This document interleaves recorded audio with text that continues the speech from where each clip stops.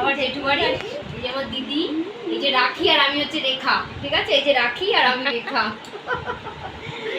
আস্তে আস্তে আরো সবাইকে দেখাবো, ঠিক আছে? দেখতে থেকো ব্লগটা, পরিচয় করিয়ে দেবো। সুপ্রভাত বন্ধুরা, আজকে নতুন ব্লগে সবাইকে স্বাগত। তোমরা সবাই কেমন আছো? আশা করছি সকলেই সুস্থ আছো, ভালো আছো।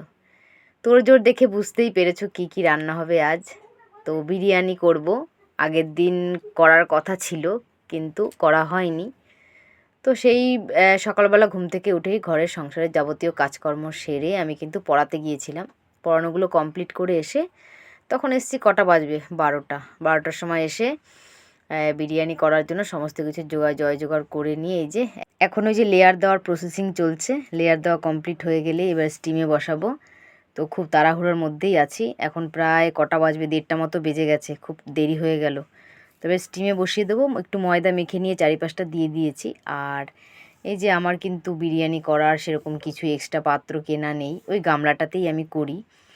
আর এখানে এই যে একটু গ্রেভি আছে, ওটা দিয়েই খাওয়া হবে আজকে। আর বেশি ঝামেলা করলাম না। আর একটু চিকেন এনে একটু বেশি করে রান্না করতে হতো, তো আর করলাম না, যা আছে এটা দিয়ে চালিয়ে নিলাম। মাংসটা আগের দিনই কেনা ছিল কিন্তু সেদিন আর বিরিয়ানি করা হয়নি। ফোনটা এবার একটু চার্জে দিতে হবে। তো এই যে বিরিয়ানিটা কেমন হয়েছে তোমরা দেখে বলো। স্নান কমপ্লিট করে খেতে বসে পড়েছি এবার। আর দুটো টিফিন বক্সে এই যে নিয়ে নিলাম, যেখানে যাব নিয়ে যাব। তো দুটো টিফিন বক্সে রেডি করে নিয়ে আমাদেরটা বেড়ে নিয়ে একবারে বসে পড়েছি খেতে।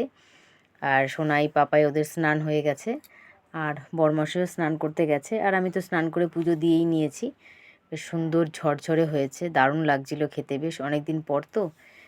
আমার মেয়েরা আবার দোকানের থেকে না বাড়িতে যেটা তৈরি করি সেটা বেশি ভালো তৃপ্তি করে খায় আর কি। তো এটা রান্না করতে অনেকটাই ঝামেলা, তো তার জন্য সেরকমভাবে আর করা হয় না। তো খাওয়া দাওয়া কমপ্লিট করে এবার রেডি হতে হবে, সেটাই তোমরা দেখতে থেকো পুরো ভিডিওটা স্কিপ না করে। আর বাড়ি থেকে যাব 3-4 দিন, হয়তো থাকবো না। তো এই যে রেডি হয়ে নিয়েছি, প্রচণ্ড গরম, ঘেমে একাকার হয়ে যাচ্ছে। দেখেছো কত বড় একটা ব্যাগ নিয়ে নিয়েছি। তো ব্যাগপত্র রেডি, এবার রওনা দেব। দুই মেয়েকে নিয়ে যাব, সোনাইয়ের আমি চললাম, আর পাপাই তো পিছন দিয়ে ভিডিও করছেই। তো স্কুটি নিয়েই যাব, বাস ট্রেনে যাব না। প্রথমে ভেবেছিলাম বাসে ট্রেনে করেই যাব, তারপরে ভাবলাম না, যা গরম পড়েছে, কষ্ট করে একটু স্কুটিতে করেই চলে যাই।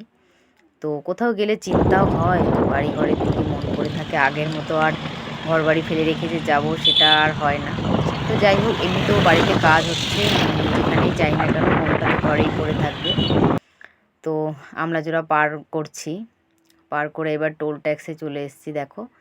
তো এখন প্রায় কটা বাজবে, 5টা 5:30 বাজে এরকম, সন্ধে হয়নি, 5:30 মতো বেজে গেছে। টোল ট্যাক্স পার করে যাচ্ছি, কিন্তু এই রাস্তা দিয়ে যাওয়ার কথা কিন্তু একদমই ছিল না। বরমশাই যেহেতু বারণ করেছিল, ভেতর দিয়ে যেতে বলেছিল, কিন্তু ওই দিকের রাস্তাটা আমি মানা দিয়ে যেতে হয়, যে রাস্তাটা মানে মানা হয়ে যে আসে শ্যামপুরের এদিকে, ওই রাস্তাটা ঠিক আমার চেনা নেই। মানে বলে দিয়েছিল কিন্তু আমার মাথায় ঢুকছিল না।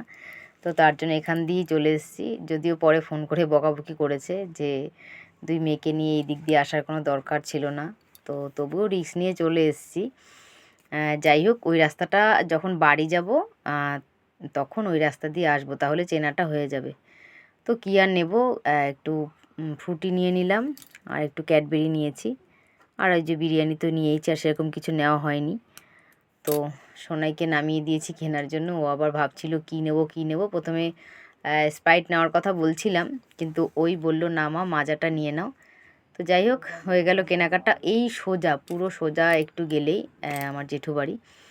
তো দেখো, আমার মনে হচ্ছে ওরা ওইখানে দাঁড়িয়েই আছে। হ্যাঁ, ওই যে আমার দিদি, রাখি দিদি, আর এই যে দাদা, আর এই যে পুচকুটাকে নিয়ে এখানে দাঁড়িয়ে আছে। তো ওদের বাড়িটা হচ্ছে পুরো নেমে ডাউন, পুরো মনে হচ্ছে যেন আমি একবারে গাড়ি নিয়ে ঝরঝর করে নেমে যাচ্ছি, মানে অনেকটা ডাউনে নেমে যাচ্ছি। নামাটা হচ্ছে প্রচণ্ড ডাউন খুব। তো ব্রেক চিপে চিপে আস্তে আস্তে নামছি, অমনি একটা পুচকু দৌড়ে আসলো, হয়তো পাশাপাশি থাকে পুচকুটা। তো আমি আবার একটু দাঁড়িয়ে গেলাম, পাপাই কিন্তু নেমে গেছে। প্রায় 5 বছর পর আসলাম, সময়ের অভাবে তো আর আসাই হয় না আসলে।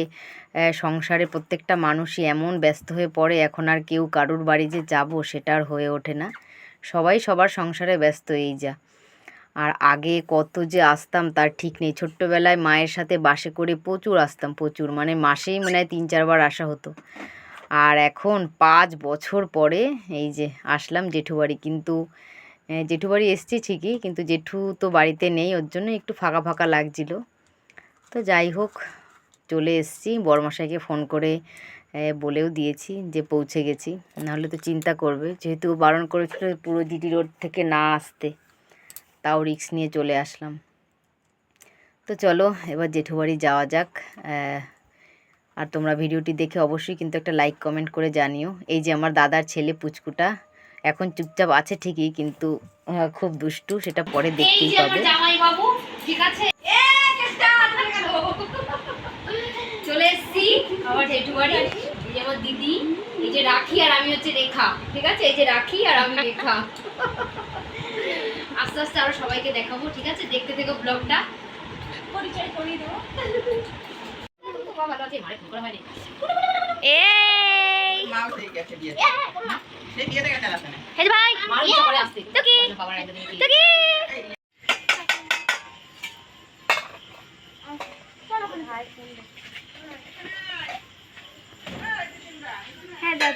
চলো। একদিকে দুধ চা হচ্ছে, একদিকে রদ চা।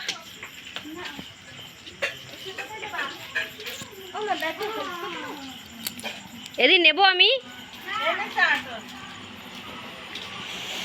খাবো র চা। কোনটা র চা? ওই যে কাপড়। বিস্কুট নেই। না, আমার বিস্কুট পেয়ে গেছি। হ্যাঁ, এই আমি এইগুলো খাই। এইগুলো খাস? অনেকদিন পর চিনি দিয়ে র চা খাচ্ছি, সুগার ফ্রি বিস্কুট দিয়ে ভিজিয়ে ভিজিয়ে। তো বেশ ভালোই লাগছে।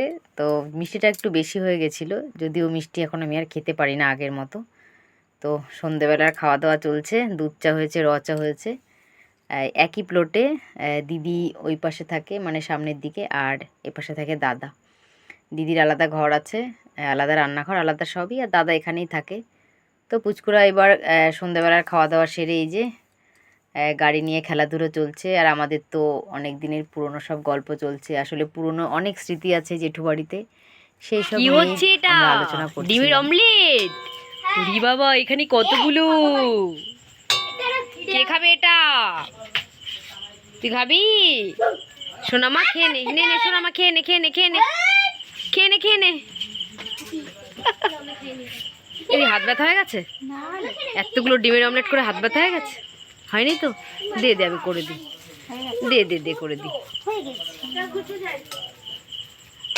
তো রাত্রে খাওয়া দাওয়া শুরু হয়ে গেছে। খাবারে ছিল অনেক কিছুই, যদিও দিদি বলেছিল মাংস করার কথা, ডিমের তরকারি করার কথা, কিন্তু আমি বারণ করেছি। বিরিয়ানি টিরিয়ানি খাওয়া হয়েছে, আর যা গরম পড়েছে, আমি বলেছি যা যা রান্না করা আছে সেটাই থাকুক, শুধু ডিমের অমলেট করে দে ব্যাস। তো ডাল করেছিল, আলু ভাজা করেছিল, আর ডিমের অমলেট ছিল, আর পটল ভাজা, এইসবই। তো যাই হোক, রাতের খাওয়া দাওয়া সেরে আর যে বিরিয়ানি আনা হয়েছিল, ওই সবাই একটু প্রসাদের মতো করে অল্প অল্প খেয়েছে। তো আগে জামাইবাবু আর দাদা, ওদের খাওয়া হয়ে গেছে, বাচ্চাগুলো খেয়ে নিল। এবার বড়রা আমরা বসেছি। এই যে আমার বৌদিমণি আমাকে ডাল দিচ্ছে। তো আমার পাতে কত কিছু আছে, আলু সেদ্ধ মাখা আছে, তারপর পটল ভাজা, আলু ভাজা। তো সবাই মিলে খাওয়া দাওয়া করে নিলাম একসাথে। এবার প্রচণ্ড যা গরম গেছে, একটু স্নান করে নিলাম কুয়োর জলে, ঠান্ডা ঠান্ডা কুয়োর জল, সেটা তোমরা পরের দিন সকালে পরের ব্লগে দেখতে পাবে। তো তারপর মেয়েদের নিয়ে এই ঘরে শোবো আমি, দিদির মেয়ে আর 2 মেয়ে, আমি এই রুমে শোবো। আর ওই পাশে একটা রুম আছে, ওখানে দিদি জামাইবাবু শোবে। আর এইদিকে তো আছেই দাদা, বৌদি আর বড় মা, মানে আমার জেঠিমা। তো চলো আজকের ব্লগ এখানেই শেষ করছি। ভিডিওটা যদি ভালো লাগে, ওই যে একবার বলেই দিয়েছি, যদিও তোমরা একবার লাইক কমেন্ট অবশ্যই করে যেও। আজকের মতো কিন্তু টাটা, পরে দেখা হবে নতুন কোনো ভিডিওতে, নতুন কোনো ব্লগে। কদিন আছি জেঠুবাড়ি, কী করছি সবটাই তোমাদের সাথে শেয়ার করব যতটা পারি। তো সবাইকে টাটা জানিয়ে আজকের মতো এখানেই শেষ। সবাই ভালো থেকো।